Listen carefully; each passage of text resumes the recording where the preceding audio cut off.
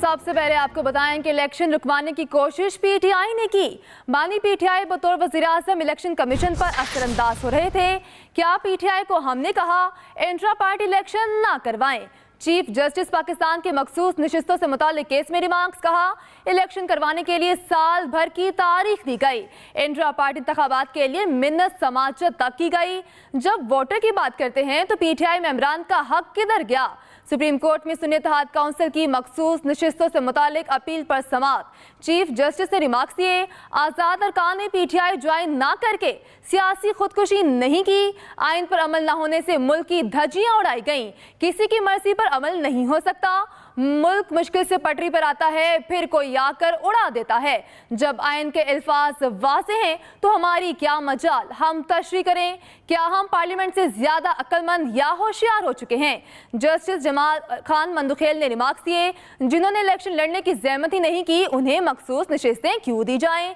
Justice Munib Akhtar ने कहा election commission ने पीटीआई उम्मीदवारों को सुप्रीम कोर्ट फैसले के सबब आज़ाद उम्मीदवार करार दिया। इलेक्शन कमीशन की राय का इतलाक हम पर लाजिम नहीं। आपको बताया जा रहा है इलेक्शन रुकवाने की कोशिश पीटीआई ने की।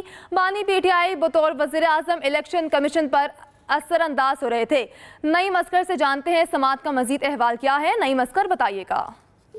जी बिल्कुल, ये सुन्नी इत्तेहाद काउंसिल की जो दरख्वास्त है उसके ऊपर समात है और समात Islamabad supreme court of Pakistan का फुल कोर्ट बेंच इस वक्त इस केस की समात कर रहा है।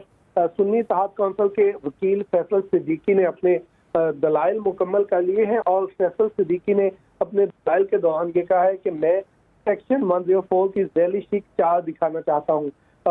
इस सेक्शन के मुताबिक किसी जमात की तरजीही फहरिस्त खत्म होने पर नया शेड्यूल दिया जा सकता है, जिस पर चीफ जस्टिस ने कहा आप किसी एक सेक्शन का एक लफ्ज लेकर केस आगे नहीं बढ़ा सकते। आपने तो कोई मखसूस नशिस्तों की फहरिस्त ही जमा नहीं कराई थी, जिस पर सुन्नी इत्तेहाद काउंसिल के वकील फैसल सिद्दीकी ने कहा हमने इलेक्शन के बाद अपनी फहरिस्त ज़ेर गौर लाने की दरख्वास्त इलेक्शन कमीशन को दी थी। चीफ जस्टिस ने कहा कि इलेक्शन से पहले आपने कोई फहरिस्त नहीं दी, ये क्यों नहीं कहते?